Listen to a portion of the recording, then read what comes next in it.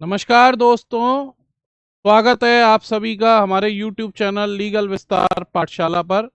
मैं CS विपुल।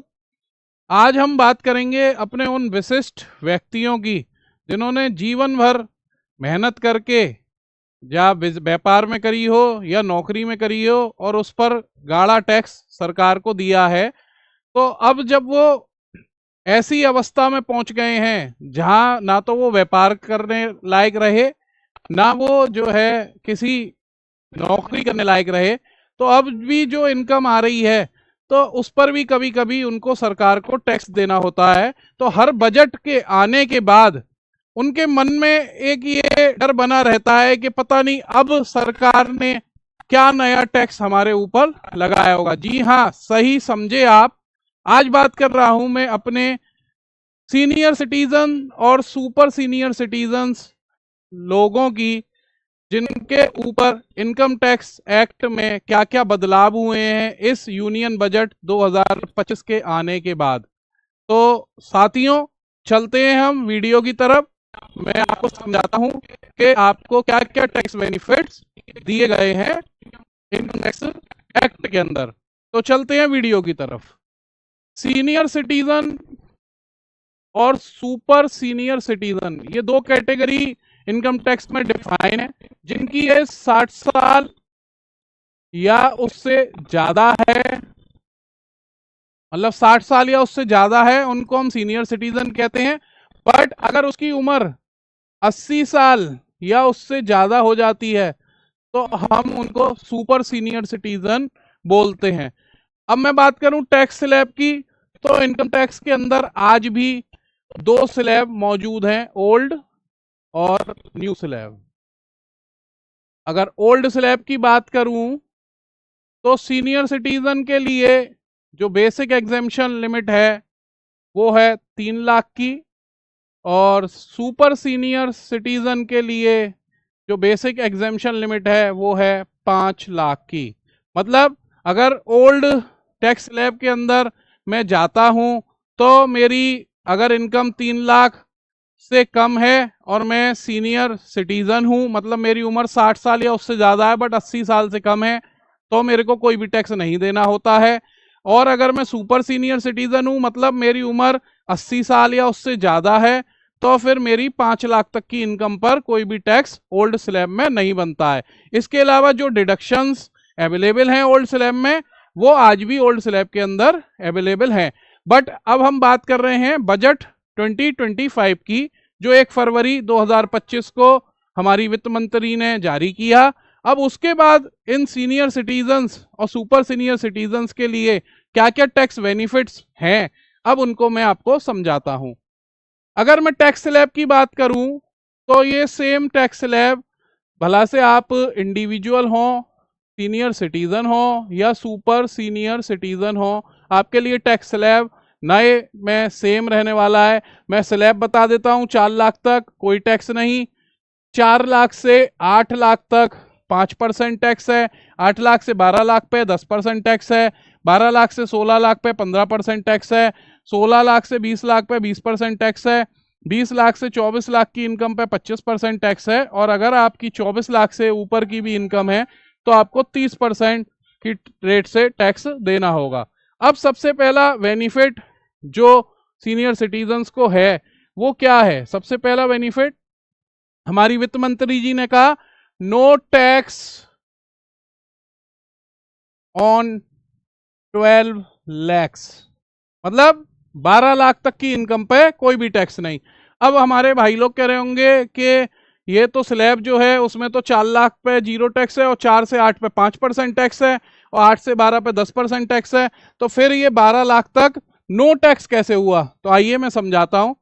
0 से 4 लाख पे आपका टैक्स बना निल, 4 से 8 लाख पे आपका टैक्स बना 20,000 का, और 8 से 12 लाख पे आपका टैक्स बना 40,000 का। तो टोटल टैक्स अगर 12 लाख पे बना तो वो कितना बना? 60,000 का टैक्स आपको बना। बट गवर्नमेंट ने इस बजट के अंदर आपको एक रिबेट दी। रिबेट क्या है? 87 कैपिटल ए के अंदर कि अगर आपकी इनकम 12 लाख तक है तो आपका जो ये 60,000 रुपए का टैक्स है उसकी आपको हम क्या दे देंगे, रिवेट दे देंगे 87A के अंदर। तो अब आपका टैक्स क्या हो गया, निल हो गया। ये बेनिफिट सभी के लिए है, बट चूंकि मैं आज सीनियर सिटीजन और सुपर सीनियर सिटीजन्स की बात कर रहा हूं तो उनको भी यही बेनिफिट अवेलेबल है कि उनकी 12 लाख तक की इनकम पर कोई भी टैक्स नहीं है। दूसरा बेनिफिट उनको क्या है, मान लीजिए सीनियर सिटीजन बहुत से ऐसे हैं जिनको पेंशन से इनकम है, तो अगर उनको पेंशन से इनकम है तो उनको स्टैंडर्ड डिडक्शन मिलेगी 75,000 रुपए की। मतलब अगर सीनियर सिटीजन है और पेंशन आती है तो 75,000 रुपए की एक स्टैंडर्ड डिडक्शन और उनको मिलेगी। तो सपोज करिए अब उनकी इनकम है 12,75,000 और उसमें से स्टैंडर्ड डिडक्शन घटा दें 75,000, तो अब इनकम बची उनकी कितनी, 12 लाख। तो अब इस पर टैक्स क्या हुआ, उनका टैक्स हो गया निल। वो कैसे निल हो गया ये मैंने आपको यहां समझाया हुआ है। तो अब आपने देखा कि दूसरा बेनिफिट क्या हुआ, पहला बेनिफिट हुआ नो टैक्स ऑन 12 लैक्स, दूसरा बेनिफिट हुआ स्टैंडर्ड डिडक्शन ऑफ ₹75,000। मतलब अब अगर आप सीनियर सिटीजन हो या आप सुपर सीनियर सिटीजन हो और आपकी इनकम 12,75,000 रुपए साल है तो आपको 1 रुपया भी टैक्स नहीं देना। ये एक दूसरा रिलीफ है। अब बात करते हैं तीसरे रिलीफ की। तीसरा रिलीफ क्या है, 194A, इंटरेस्ट अदर देन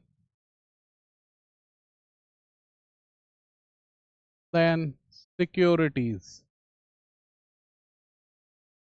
जितने भी हमारे सीनियर सिटीजन्स हैं उनमें से मैक्सिमम लोगों की क्या होती है, बैंक के अंदर एफडी होती है। ठीक है, उस एफडी पे क्या मिलता है उनको, उस एफडी पे उनको इंटरेस्ट की इनकम होती है। इस बजट से पहले क्या पोजीशन थी, अगर इस बजट से पहले ये इंटरेस्ट की इनकम साल भर में 50,000 रुपए से ज्यादा हो जाती थी तो बैंक क्या करता था, बैंक आपका टीडीएस काट लेता था। ठीक है, अब ये टीडीएस आपका कट जाता था।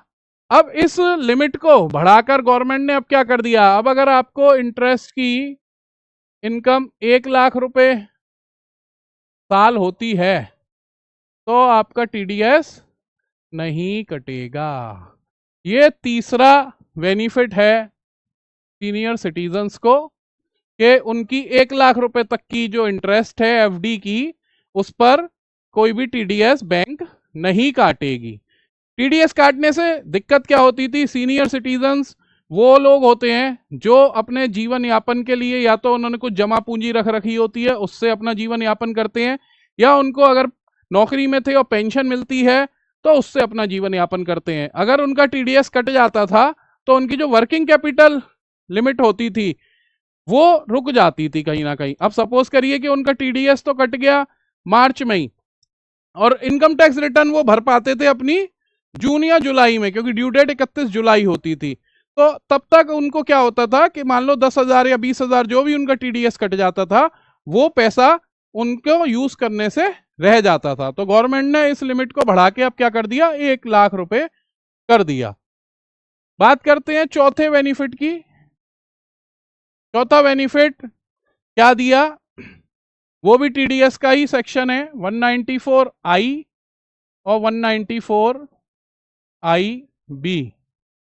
बहुत सारे सीनियर सिटीजन्स ऐसे हैं जिन्होंने अपनी मेहनत की कमाई से कुछ प्रॉपर्टी या कुछ प्रॉपर्टीज इन्वेस्टमेंट करके रख रखी होती हैं और उनके ऊपर उनको किराए पर दे रखा होता है और उससे उनको किराया मिलता है। तो पहले से एक सेक्शन था 194IB, इसमें क्या था, अगर आप किसी इंडिविजुअल या एचयूएफ जो नॉन ऑडिट में आते हैं, ठीक है, वैसे मैं बात करूं अगर आप मोहन को अपना घर किराए पर दिया था और इसका रेंट कितना था, 50,000 रुपये पर मंथ का रेंट था। तो मोहन को क्या करना होता था, मोहन को आपका टीडीएस नहीं काटना होता था। बट अगर ये रेंट 50,000 से ज्यादा होता था तो मोहन क्या करता था, मोहन आपका जो टीडीएस है वो डिडक्ट करता था, फिर आपको अपनी आईटीआर फाइल करनी पड़ती थी और उसमें उसका रिफंड क्लेम करना पड़ता था।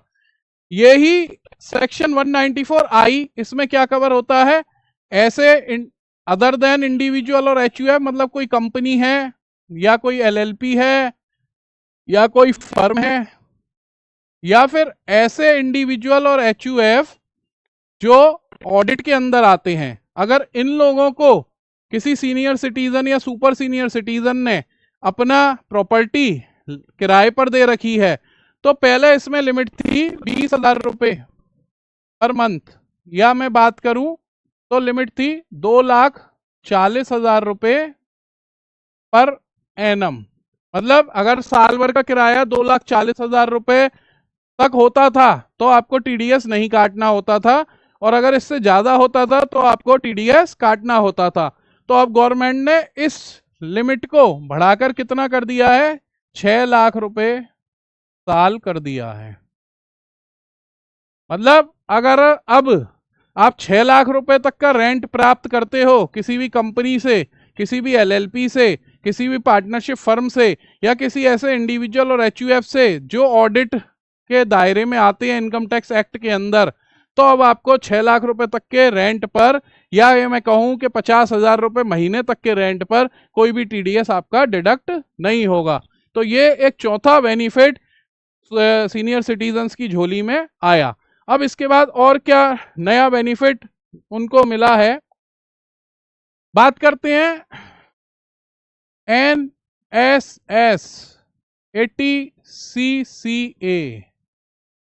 अगर मैं बात करूं तो जो पुराना हमारा टैक्स स्लैब होता था उसमें टैक्स बचाने के लिए बहुत सारे सीनियर सिटीजन्स ने अपना पैसा कहाँ लगा रखा था, नेशनल सेविंग स्कीम्स के अंदर लगाया हुआ था। नेशनल सेविंग स्कीम के अंदर उन्होंने जो भी पैसा लगाया हुआ था, अब चूंकि वो पैसा बहुत समय से चला आ रहा है और उस पर ब्याज भी उनको नहीं मिल रही थी क्योंकि उसमें क्यूमुलेटिव हो जाती है ब्याज, तो ऐसे केसों में गवर्नमेंट ने क्या बोला इस बजट में कि अगर 29 अगस्त 2024 या उसके बाद आप एनएसएस से कोई भी विड्रॉल करते हो, विड्रॉल आपका कैसा भी हो सकता है, या तो प्रिंसिपल अमाउंट भी हो सकता है या फिर इंटरेस्ट भी हो सकता है, तो ये दोनों चीजें क्या होंगी, आपकी टैक्स फ्री होंगी। ये एक बेनिफिट बजट के अंदर सीनियर सिटीजन्स और सुपर सीनियर सिटीजन को और दिया गया। क्यों? क्योंकि उनको इस नेशनल सेविंग स्कीम पर अब कोई भी इंटरेस्ट सरकार नहीं दे रही थी क्योंकि इनकी मैच्योरिटी पूरी हो गई थी। तो अब गवर्नमेंट ने ये बोला कि अगर आप 29 अगस्त 2024 या इसके बाद इसका कोई भी प्रिंसिपल अमाउंट या आप इसका इंटरेस्ट विड्रॉल करोगे तो आपको 1 रुपया भी टैक्स नहीं देना है। तो ये 5वां बेनिफिट हुआ सीनियर सिटीजन्स के लिए। और अब बात करते हैं फैमिली पेंशन। फैमिली पेंशन क्या होती है? सपोज करिए कोई भी सीनियर सिटीजन या सुपर सीनियर सिटीजन जिसकी स्पाउस या तो उसका पति या उसकी पत्नी किसी कंपनी में जॉब करती थी या किसी सरकारी विभाग में जॉब करते थे और उनकी रिटायरमेंट के बाद पेंशन आती थी, और अब क्या हुआ, उनमें से डेथ हो गई उस स्पाउस की, तो जो भी रिमेनिंग स्पाउस बचता है, भला से वो हस्बैंड रह जाता हो या वाइफ रह जाती हो, मतलब या पति रह जाए या पत्नी रह जाए, तो उनको जो पेंशन मिलती है उसको हम इनकम टैक्स एक्ट के अंदर फैमिली पेंशन बोलते हैं, पारिवारिक पेंशन। तो इस पर जो छूट मिलती है वो अभी भी 25,000 रुपए तक की छूट आपको मिलेगी। मतलब आपकी जो भी पेंशन होगी, सपोज करो आपकी पेंशन 12,25,000 रुपए साल है, तो उसमें से आपको 25,000 रुपये की डिडक्शन गवर्नमेंट देती है इनकम टैक्स एक्ट में, और फिर आपकी इनकम कितनी बची, 12 लाख बची, और इस पर आपको कोई भी टैक्स, नो टैक्स।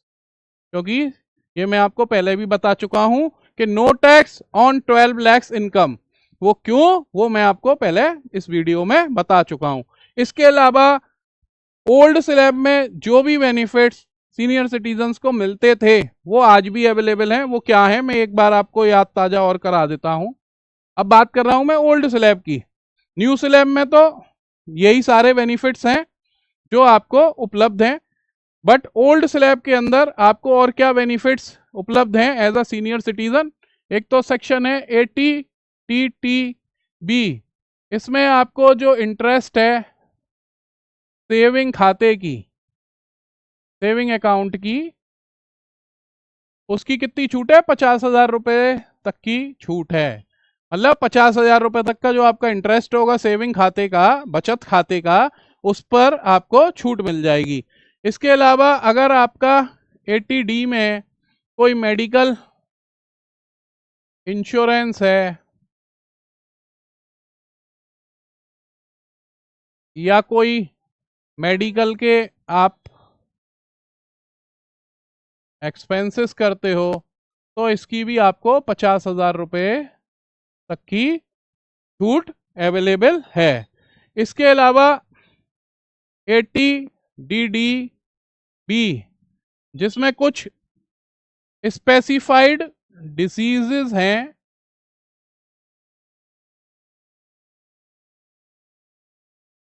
अगर उनके ट्रीटमेंट में आप 1 लाख रुपए तक खर्च करते हो तो इसकी भी आपको डिडक्शन मिलती है।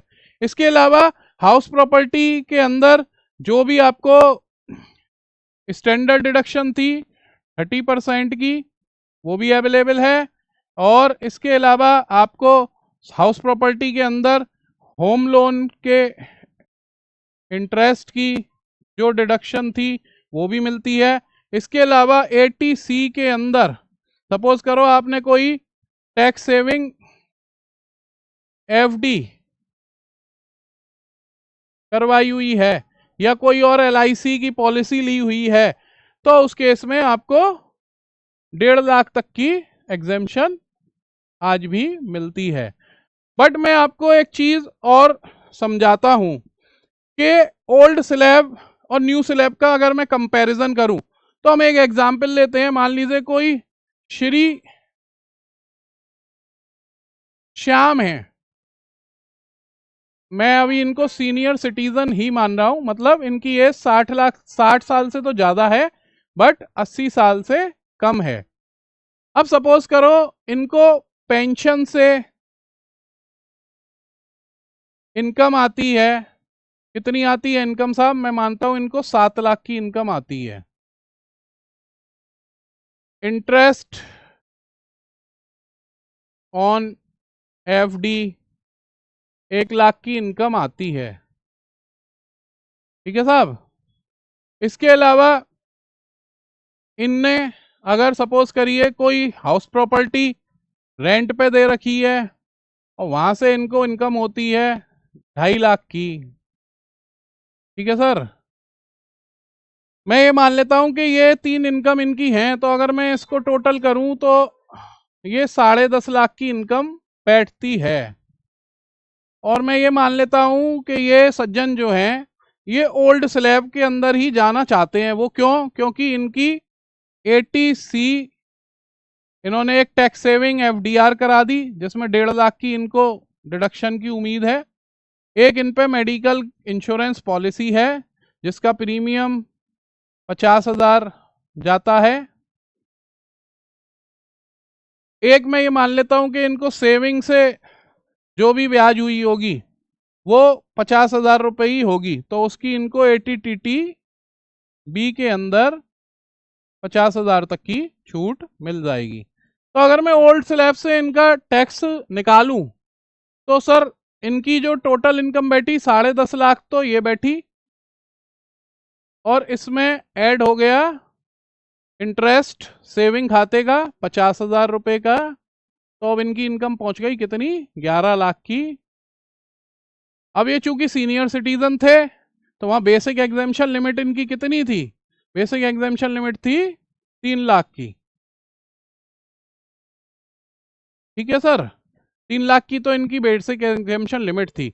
बट अभी 11 लाख की इनकी क्या आ गई, ग्रॉस टोटल इनकम आ गई। अब इसमें से चूंकि इनके पास ये छूटें अवेलेबल हैं तो इनको भी घटा लेते हैं। 11 लाख में से पहले हम डिडक्ट करते हैं 80C को, जो है हमारी 1,50,000 की। उसके बाद 80D में 50,000 रुपए की है।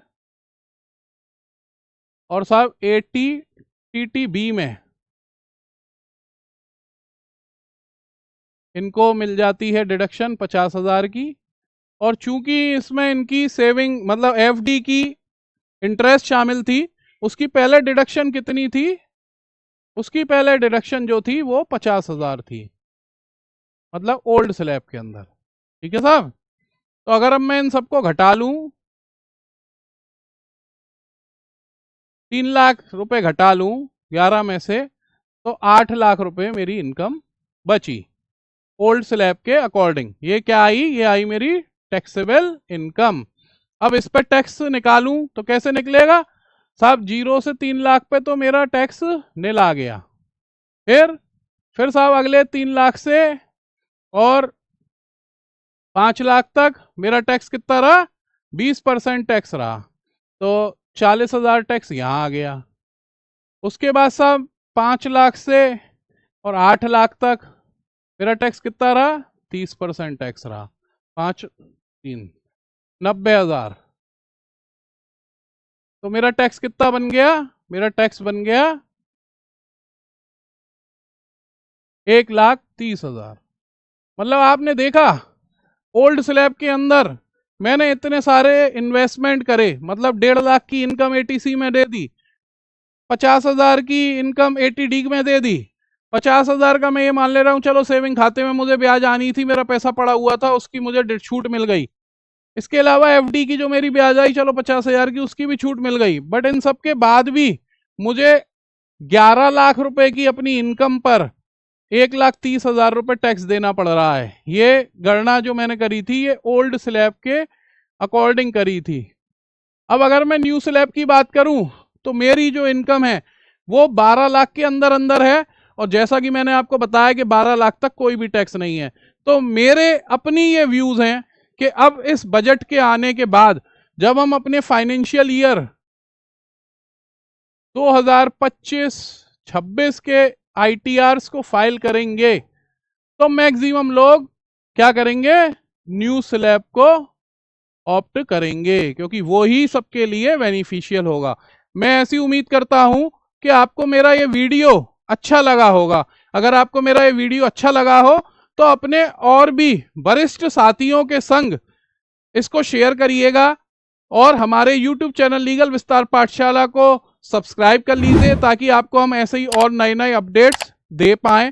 धन्यवाद दोस्तों।